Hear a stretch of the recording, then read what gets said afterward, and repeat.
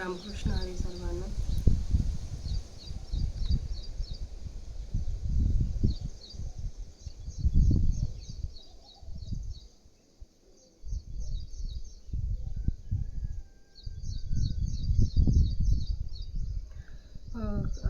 याच्या आधीच्या माऊलींच्या सेवेत आपण 8वा अध्याय संपूर्ण केला होता वाचून.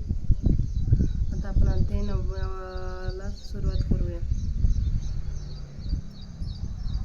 तत्पूर्वी तुम्ही माझ्या ज्ञानेश्वरीची किती जुनी आहे ते ज्ञानेश्वरीच्या पानांवरून समजत आहे. त्या माऊलींच्या ज्ञानेश्वरीचे हे एक आणि एक पान वेगळे आहे. खूप जुनी आहे, खूप जुनी.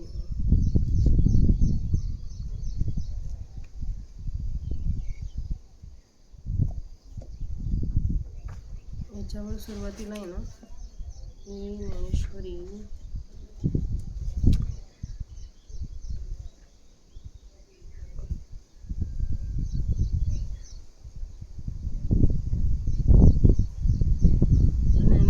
त्या काळी किंमत फक्त 50 रुपये होती. आणि तुम्ही पाहिलं ना तर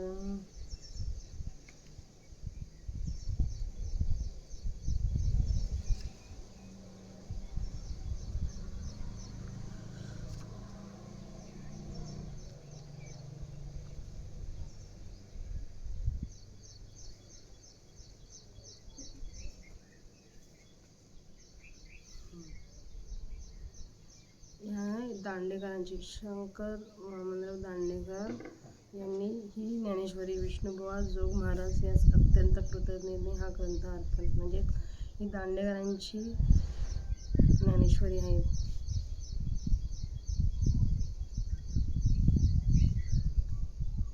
शंकर वामनराव दांडेकर.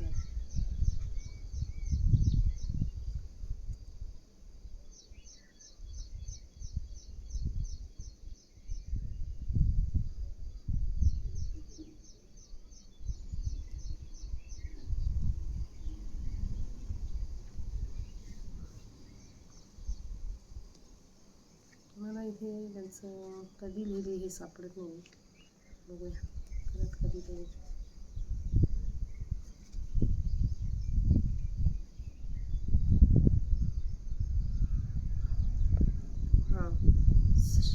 ही 5वी आवृत्ती आहे. वैकुंठवासी गुरुवर्य परमपूज्य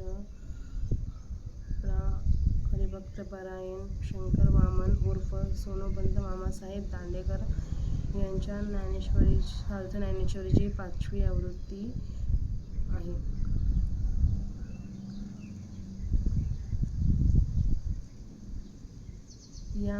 या उत्कृष्ट ग्रंथाची पहिली आवृत्ती ही प्रथम शके 1875 मध्ये प्रसिद्ध झाली.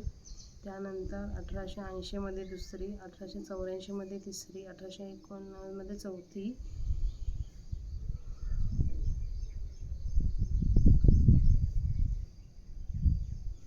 ज्यावेळेस 1890 मध्ये चौथी आवृत्ती प्रकाशनाला आली त्यावेळेस यांनी जे गुरुवर्य आहेत परमपूज्य हरिभक्तपरायण शंकर वामनराव दांडेकर यांचं निधन झालं.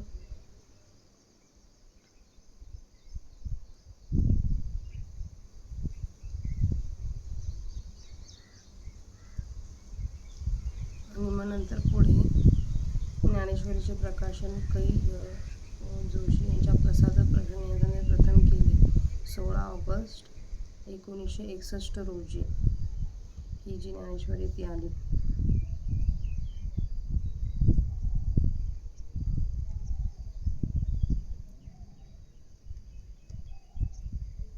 नाही सॉरी,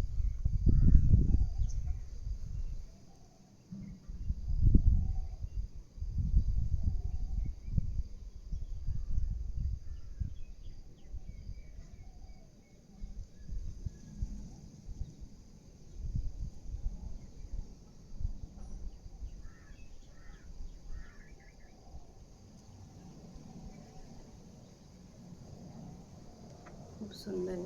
बघूया, मला कधी जर थोडा वेळ भेटला तर मी त्यांची हे ज्ञानेश्वरीची ह्या आवृत्तीची प्रस्तावना तुम्हाला नक्कीच वाचून दाखवेल.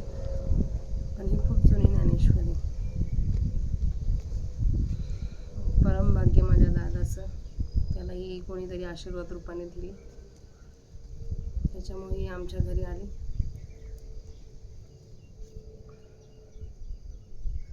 तर चला माऊलींच्या आजच्या सेवेस सुरुवात करूया. वक्रतुंड महाकाय सूर्यकोटि समप्रभ निर्विघ्नं कुरु मे देव सर्वकार्येषु सर्वदा. अलंकापुरी पुण्यभूमी पवित्र तिथेनादतो ज्ञान राजा सुपात्र तया आठविता महापुण्यराशे. नमस्कार सद्गुरु ज्ञानेश्वराशे.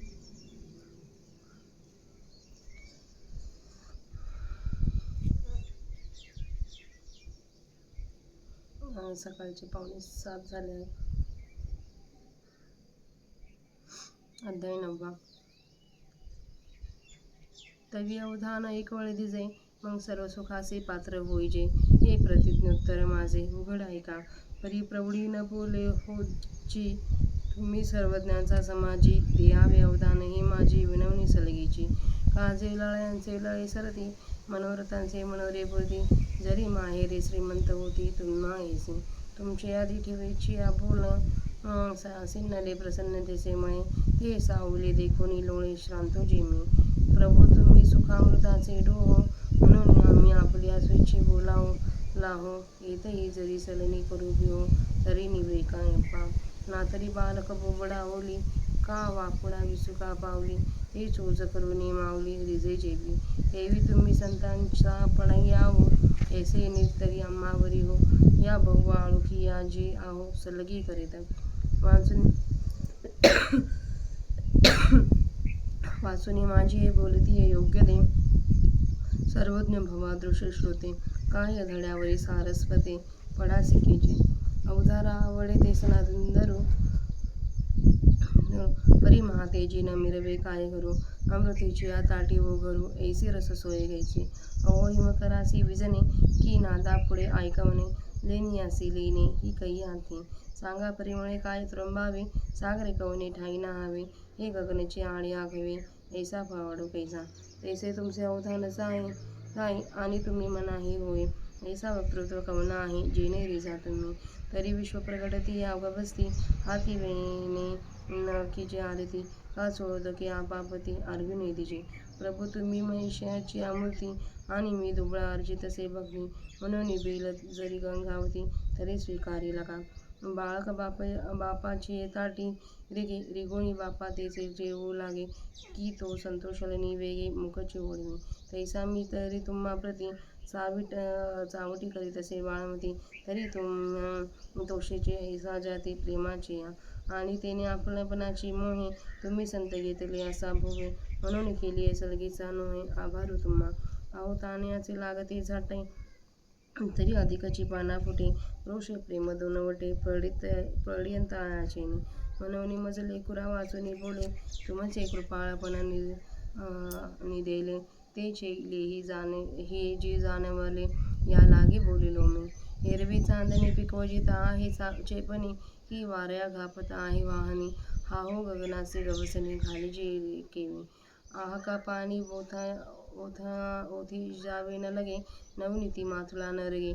ते बी लाजिले व्याख्यान न निगे, देखोनी जाणे. हे असो शब्द ब्रह्म जिये बाजे, शब्द मावळले या निवांतुनी जे. तो गीतार्थू मराठिया बोलायजे, हा पाडू काय. परी ऐसाही मज दिवसा, तो पुढती याची एकी आशा. जे धिटिवा करून भवदृशा, पर्यंता हो. परी आता चंद्रापासून निमिवते, जे अमृताहुनी जीवविते. तेने अवधान की जो वाढते, मनोरथ माझ्या. काचे दिठीवा तुमचा वरेशो, ते सकाळात सिद्धी मती पिके. एरवी कोंबी लावून मेशो सुखे, जरी उदास तुम्ही. सहजे तरी अवधरा, वक्तृत्व अवधानाचा होय चारा. तरी दोंदी पेली ती अक्षरा प्रमेयांची. अर्थ ओलाची वाट पाहे, तेथे अभिप्राय तेविये. भावाचा फुलोरा होत जाई मतीवरी, म्हणून संवादाचा सुहा उढळे. तरी हृदय एकाश सारस्वते उळे, आणि श्रोता दुचिता तरी वितोळी मांडला रस. अहो चंद्रकांतो द्रवता किर होय, परी ते हातवटी चंद्रकी आहे. म्हणून वक्ता तो वक्ताची नोहे, श्रोते नवीन. परी आता ते गोड करावे, ऐसे ही तांदूळ कासया विणवावे. साई खडियाने काय प्रार्थावे, सूत्र धारते. काय तो भावलीची काजा नाचवी, की आपले जाणीवीची कळा वाढवी. म्हणून आम्हा या ठेवू काय काज, तव गुरु म्हणते काय झाले. हे समजतेही आम्हा पावले, आता सांग जे निरूपल नारायणे. येथे संतोषिनी निवृत्तीदासे, जी जी म्हणवनी उल्हासे. अवधारा श्रीकृष्ण ऐसे बोलत झाले. इथेच प्रस्तावनेच्याच माऊलींनी 33व्या सांगितल्या आहेत. त्यांचा आता आपण मराठीत अर्थ बघूया. श्री ज्ञानेश्वर महाराज म्हणतात, अहो श्रोते हो, तर तुम्ही एक वेळ माझ्या बोलण्याकडे लक्ष द्या, म्हणजे मग सर्व सुखाला पात्र व्हाल. हे माझे उघड प्रतिज्ञेचे बोलणे ऐका. परंतु महाराज, तुमच्यासारख्या सर्व जाणत्यांच्या सभेमध्ये मी आड्याने बोलत नाही. लक्ष द्यावे ही माझी लाडीवाळपणाची विनंती आहे. कारण की तुमच्यासारखे जर समर्थ आईबाप असतील तर हट्ट घेणाऱ्याचे लाड पुरतात व मनोरथ करणाऱ्याचे उंचड उलारे पूर्ण होतात. तुमच्या त्या कृपारूप दृष्टीच्या ओलाव्याने प्रसन्नतारूप मळे टवटवीत झाले. त्याची ती सावली पाहून महाराज, तेथे मी भागलेला लोळत आहे. महाराज, आपण सुखरूपी अमृताचे डोह आहात, म्हणून आम्ही आपल्या इच्छेनुरूप गारवा प्राप्त करून घेतो. येथे देखील जर आम्ही लढेवाळपणे हे करण्यास भ्यालो तर आम्ही शांत कोठे व्हावे. अथवा लेकरू बोबडे बोलत असले अथवा वेडेवाकडे पाऊले टाकीत असले तरी त्याबद्दल त्यांचे कौतुक करून आई जशी समाधान पावते, त्याप्रमाणे तुम्ही संतांचे प्रेम कशामुळे तरी आमच्यावर व्हावे, अशी आमची फार इच्छा असल्यामुळे महाराज आम्ही सलगे करीत आहोत. वास्तविक पाहिले तर आपल्यासारखा सर्वज्ञ श्रोत्यांपुढे माझ्या बोलण्याकडे अवधान द्या, म्हणजे सर्व सुखाला पात्र व्हाल. असे बोलण्याची माझी काय योग्यता आहे? सरस्वतीच्या मुलाला धडा घेऊन शिकवायचे आहे का? तर नाही. सरस्वतीचा मुलगा स्वभावतःच सर्व जाणतो. ऐका, काजवा जरी हवा तेवढा मोठा असला तरी सूर्याच्या प्रकाशापुढे त्याचे तेज पडत नाही. त्याला काय करावे? बरोबर, माऊलींनी अत्यंत बरोबर बोलले की काजवा जरी हवा तेवढा मोठा झाला तरी तो सूर्याचा जो प्रकाश आहे, सूर्य म्हणजे आता तुम्ही बघतच आहात, एवढ्या आभाळ आले, त्या आभाळाच्या मध्ये हा सूर्य उगवला आहे. त्याचा प्रकाश त्या आभाळाच्या अधूनमधून एवढा बाहेर येण्याचा प्रयत्न करत आहे. तसं काजव्याचा प्रकाश त्या आभाळाच्या आड पुढेही दडून जाऊ शकतो. तर काजवा हा जरी हवा तेवढा मोठा झाला तरी सूर्याच्या प्रकाशापुढे त्याचे तेज पडत नाही. तरी त्याला काय करावे? अमृताच्या ताटामध्ये वाढण्यासारखे पक्वान्न कुठून असणार? अहो, शीतल किरण असलेल्या चंद्राला पंख्याने वारा घालणे किंवा प्रत्यक्ष नादब्रह्माला गाणे ऐकवणे किंवा स्वतः अलंकारास दागिन्याने सजवणे असे कुठे झाले आहे काय? सांगा. सुवासेने कशाचा वास घ्यावा? समुद्राने कोणत्या ठिकाणी स्नान करावे? हे सर्व आकाशात जे मध्ये मावेल अशी मोठी विस्तृत वस्तू कुठून असणार? त्याप्रमाणे तुमची ऐकण्याची इच्छा तृप्त होईल आणि तुम्ही म्हणाल की याला म्हणावे व्याख्यान, व ज्या योगाने तुमचे मन रंगून जाईल असे वक्तृत्व कोणाजवळ आहे? असे जरी आहे तरी जग उजेडात आणणाऱ्या सूर्याला काळ वातीने ओवाळू नये काय? किंवा चूळभर पाण्याने समुद्राला अर्घ्य देऊ नये काय? महाराज, तुम्ही मूळ ते मंत्र शंकर आहात आणि मी दुर्बल मनुष्य भक्तीने पूजा करीत आहे. म्हणून बेलाऐवजी मी जरी निर्गुणी वाहत आहे तरी तिचा आपण बेल समजूनच स्वीकार करा. लहान मूल बापाच्या ताटात जेवावयास बसते आणि पाण्यातील पदार्थ घेऊन बापाला जेवू घालावयास लागते, पण बाप न रागवता उलट आनंदाच्या भराने आपले तोंडच त्याच्या पुढे करतो. त्याप्रमाणे जरी मी तुमच्याशी बालबुद्धीने बडबड करीत आहे तरी त्यामुळे तुम्ही आनंदित व्हावे असाही या प्रेमाचा स्वभाव आहे आणि ज्ञानोबा आमचा आहे. अशा त्या आपलेपणाच्या प्रेमाने तुम्ही संत अतिशय घेरलेले आहात, म्हणून मी केलेल्या सलगीचे तुम्हास ओझे वाटणार नाही. अहो, गायीच्या सडाला तिच्या वासराने ढुसणी दिली तरी त्या योगाने तिला जास्तच माना फुटतो, कारण आवडत्याच्या रागाने प्रेम दुप्पट होते.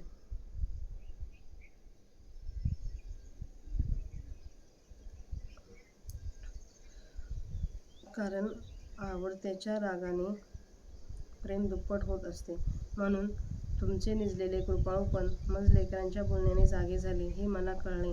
महाराज, याकरिता अवधान द्या, असे मी बोललो. वास्तविक पाहिले तर चांदणे आडीत घालून पिकवतात काय, किंवा वाऱ्याला कोणी गती दिली आहे काय? अहो महाराज, आकाशाला गवसणी कशी घालावी? ऐका, ज्याप्रमाणे पाणी पातळ करावे लागत नाही, लोण्यामध्ये रवीचा प्रवेश होत नाही, त्याप्रमाणे ज्यांना पाहून माझे व्याख्यान लज्जित होऊन बाहेर निघत नाही.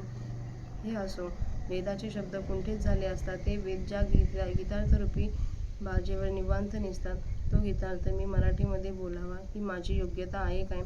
परंतु असे असूनही जी मला गीतार्थ मराठीत सांगण्याची तीव्र इच्छा झाली आहे, ती पुढच्या याच एका आशेने की ढिटाई करून आपल्यासारख्यांचा मी आवडता व्हावे. म्हणजे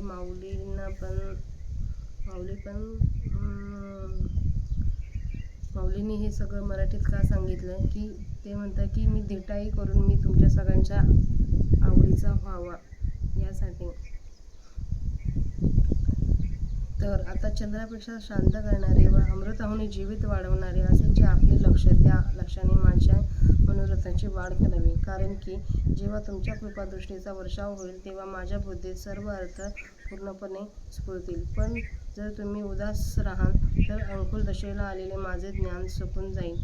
तरी ऐका, की सहज वक्त्याच्या वक्तृत्वाला श्रोत्यांचे लक्षरूपी जर खाद्य मिळाले तर वक्त्याच्या अक्षरांना प्रमेयाची दोंदे सुटतील. आणखी दुसरे का असे असते की वक्त्याच्या तोंडातून केव्हा शब्दोच्चार होईल याचे अर्थ वाट पाहत असतो, व तेथे एकापासून दुसरा असा अनेक अभिप्राय उत्पन्न होतात आणि बुद्धीवर भावाच्या फुलांचा भर होत जातो. बुद्धीमध्ये अनेक अभिप्रायांच्या कल्पना स्फुरू लागतात. म्हणून उल्हासाने प्रश्नोत्तर देणे हाच कोणी अनुकूल वारा सुटला तर हृदयरूपी आकाशात शास्त्र सिद्धांतरूपी मेघ दाटत येतील, आणि श्रोता दुःखित असेल तर व्याख्यानास आलेला रंग वितळून जाईल. अहो, चंद्रकांत मणी पाझरणारा आहे खरा, परंतु त्याला पाझराव्यास लावण्याची युक्ती चंद्रामध्येच आहे. त्याप्रमाणे वक्ता पुष्कळ बोलेल खरा, पण त्याला बोलाव्यास लावण्याची हातोटी श्रोत्यांमध्ये आहे. म्हणून श्रोत्यांविषयी वक्ता हा वक्ताच नाही, परंतु आता आम्हास गोड करा, अशी ही तांदूळाने स्वयंपाक करण्याची प्रार्थना कशाकरता करावयाची? लाकडांच्या बाहुल्याने सूत्रधाराची का प्रार्थना करायची? सूत्रधार बाहुलीच्या कामाकरता तिला नाचवतो काय? तर नाही. मग बाहुली नाचवण्याने तो आपल्या ज्ञानाची कळा वाढवित असतो. म्हणून अवधान द्या, अशी श्रोत्यांची विनंती करण्याचा उठाठेवीचा आम्हाला काय काम आहे? तेव्हा श्री गुरु निवृत्तीनाथ म्हणाले, अरे, झाले तरी काय? तुझी ही सर्व विनंती आम्हाला पावली. आता भगवंतांनी जे अर्जुनाला सांगितले ते सांग. यावर निवृत्तीनाथांचे शिष्य नामदेव महाराज संतोषून उल्हासाने म्हणाले, जी महाराज, ऐका. श्रीकृष्ण याप्रमाणे बोलले.